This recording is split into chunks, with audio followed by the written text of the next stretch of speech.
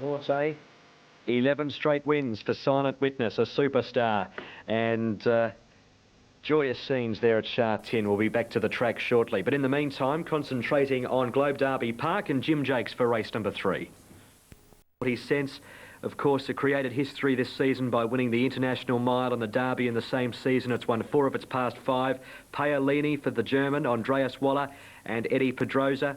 Dead heated in the Dubai duty-free recently at the World Cup meeting at $8.50. Bullish Luck at $8.90. A 5-year-old by Royal Academy chased Elegant Fashion home in finishing 7th in the Group 2 Chairman's Mile last start. Bowman's Crossing for Shane Dye, Right Approach and also Tiber given chances. Tiber is ridden by champion jockey Douglas White. He's been the champion in Hong Kong 3 times and is well on his way to becoming a 4 times champion over there. He's ridden 550 winners in Hong Kong and he's taken all of the big races, including the QE2 Cup on London News. And Elegant Fashion, $8.70, formerly raced in Australia, 2nd in last year's race and recently won the Group 2 Chairman's Mile at Shah Tin. A cracker race coming up in 19 minutes. Kalgoorlie race number 6, a feature there at around $2.25 at the moment. Currently $5 on the New South Wales Tote and $2.90 Super Tab. So a bit of value around for lucky owners here in Australia. Let's head there. The team, Darren Flindell, along with David Raphael and Mark Richards. Last year, he's only had the 2 follow-up starts. We've been looking for a little bit more though than his last one in the duty-free to entertain him. Scott's View though, his form does look very solid. Tiber chased home lucky owners in the Derby and serious money for him here again today at 8.6. There was very little between lucky owners and Tiber in the betting in that race. I think lucky owners beat him fairly and squarely there. I can't see how Tiber's going to turn that around. I'm just a little bit concerned the way temperament is starting to creep in a little bit with Tiber. He swishes his tail an awful lot, just getting a bit warm. Didn't want to walk on around the paddock a minute ago, but he certainly looks well enough in himself. Always suspect horses that just look uncomfortable when they're swishing their tail like this. Yeah, 8.6 is a tight price. He was able to win the Group 1 mile race leading into the Derby, but that was because of the positioning and the wet track. He goes one on the wet. He was beaten fair and square over the 2,000 metres in the Derby. And then his last run, 3 back the fence, couldn't beat a decent handicap horse home. There was only a nose in it. That's not good enough to win a Group 1 race at international levels for me. Blue Stitch, very genuine horse, but not really up to the standard of Group 1 internationals. He's been presented with the best turned out. I think that's right too, actually. Blue Stitch, I don't think he's got any chance of winning the race, but I think he does deserve the best turned out prize. He's beautifully plaited up.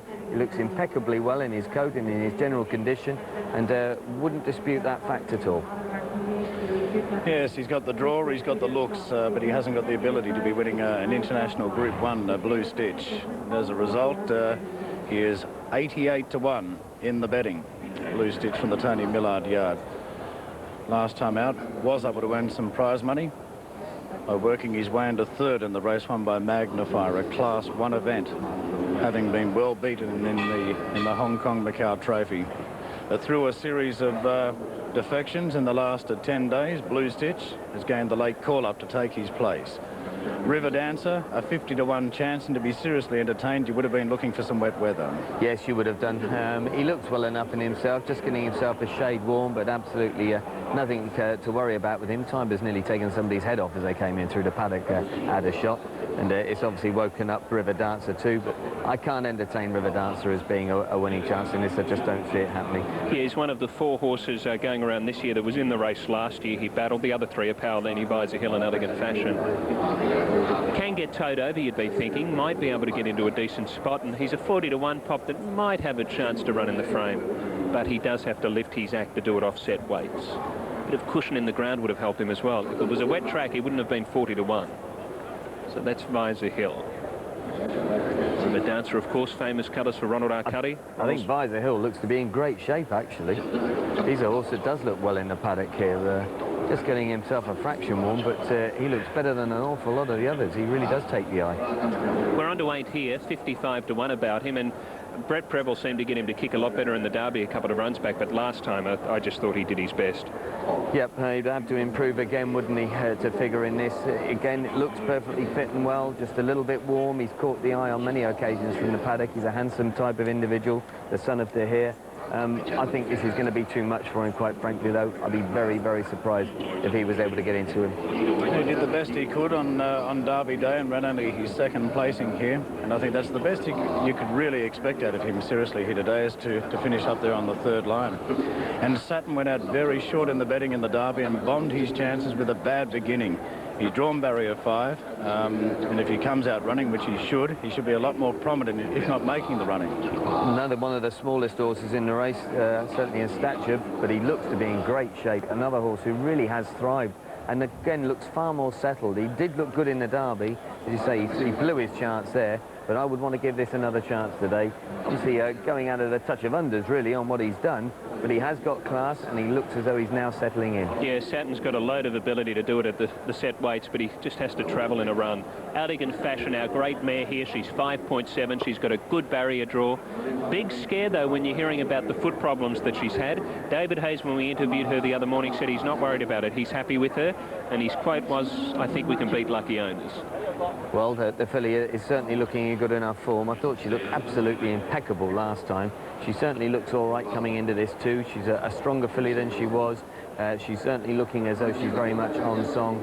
I would find it hard to go against her. Sarafan's lost the front near plate as well, so they're going to take him and get him reshod.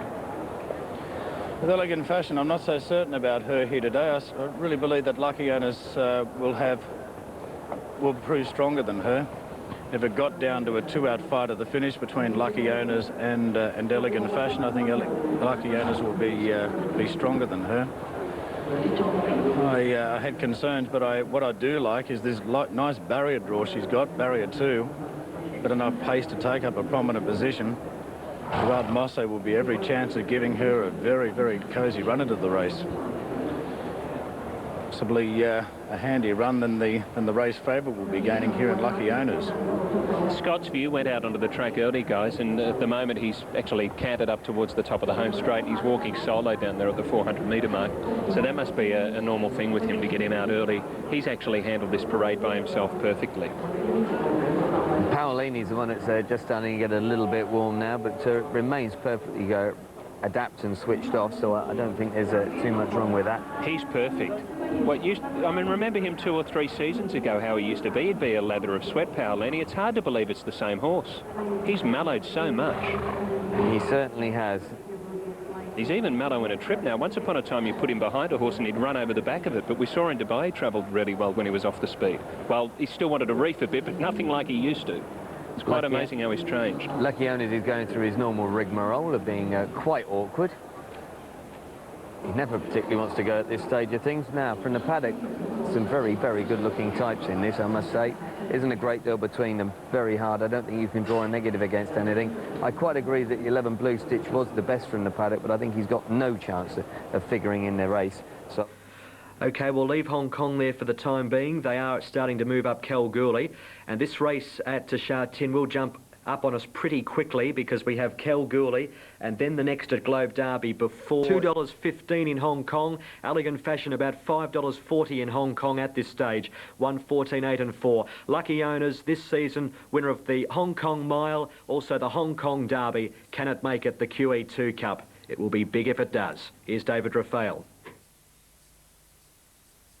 Time to take you to our caller now, David Raphael. Thank you, Darren and Mark. Yes, they're loading up for the Otomapagay QE2 Cup. A big crowd on hand again. The weather's held off, the track in good condition. It's good to firm officially, and the runners are loading in. The World Series about to get underway, incorporating 13 races around the world in 10 different countries. And Sarafan, representing the United States of America, walking in. He went into the yard and had to be reshod when he slipped a front plate. When they took him down to the start, he didn't warm up. He trotted straight to the gates and circled around behind the stalls. Tiber to move in. Saturn, hopefully he's a front runner. He's got the black cap on. His stablemate Visorhill in the red cap. Tiber, who's a Group 1 mile winner in one of the Derby prep races and placed in the Derby behind Lucky Owners. And the Globetrotter himself, Paolini. An incredible horse. He's raced around the world so many times, and the public here ignoring him to some extent. He's almost 30 to 1, can you believe it? Now, Tiber's being rather testing down here at the stalls, circling around behind the line. We did have a delay, as I said, with Sarafan being replated before he went out onto the track. Saturn still circling and Paolini still circling behind the line here as they work overtime on Tiber. He's a bit hot normally. That hood, they've decided to dump it. The attendant's working hard. As you can see, it's a big crowd here, as it always is on our big days. Wherever you're watching, get ready because this could be pretty good. Lucky Owners trying to win again. The home team's got a very good horse. And also Elegant Fashion down on the inside needs no introduction. The great mare, the great Distafa. Tiber is 3/4 of the way in. They get him locked in. Yes. Just about ready. Paolini a bad gate. We're set. And they're away. Paolini, Serafani's back ain't here, does the same. Bowman's Crossing does the same. No speed, right approach. Tiber runs the gate. Lucky Owners does the same. Saturn gathers speed. Visor Hill's going to park in beautifully. Elegant Fashion dwelled a bit, tries to boot up on the rails. Scott's View follows them and River Dancer gets close. Drifting back, Blue Stitch, right approach. British Lucket's outside from Serafan. Paolini ain't here. Bowman's Crossing back the last of all. At the mile marker, Saturn in front, Tiber second, and Visor Hill, stablemate of the leader behind him. Lucky Owners has got a gun run. He's fourth, one out, one back. Elegant Fashion underneath him.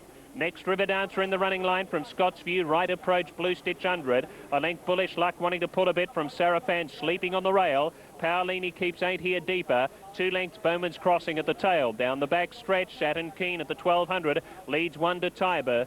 Visor Hill Park third behind the lead and Lucky Owners 4. Elegant Fashion 5 from River Dancer. Scott's View the inside. Right approach in midfield, travels well. Blue Stitch under it. Bullish Luck follows right approach. Serafan next from ain't here. Paolini on the paint. 2 lengths away, Bowman's Crossing at the tail. About to head off the back, and Saturn leads. Visor Hill second, Tiber third, just gave a bit of ground there. Elegant Fashion travels okay. Lucky Owners, he's in trouble at the half mile. Off the bridle to hold his spot. You're nervous for him. Scott's View, River Dancer next, followed by Right Approach, starting to be popped the question. Comes on 3 wide as the leader rolls. Bullish Luck, Blue Stitch the inside. Serafan, Paolini. Ain't here, Bowman's Crossing last. This leader's had a great trip. Around the circle he leads by a length and a half. Saturn nearly 2. Visor Hill follows him. Tiber, Elegant Fashion angling out. Gets a chance. Lucky Owners has to dig and find his heart. 2 to 3 off the leader. Tiber's done. Scott's View, Right Approach. Bullish Luck ain't here. Bowman's Crossing. Paolini struggling. Lucky Owners is done. As drawing up, River Dancer comes to Saturn. Elegant Fashion in the middle. The big lady draws with River Dancer. Scott's View getting home hard. He's sweeping late. River Dancer a wipeout, wins it by 3/4 to Elegant Fashion or Scott's View. Bowman's Crossing, Right Approach, Lucky Owners. Saturn next, followed by Blue Stitch. Visor Hill, Serafan, Paolini further back in the field with also Bullish Luck ain't here. And Tiber has dropped out a mile away at the tail.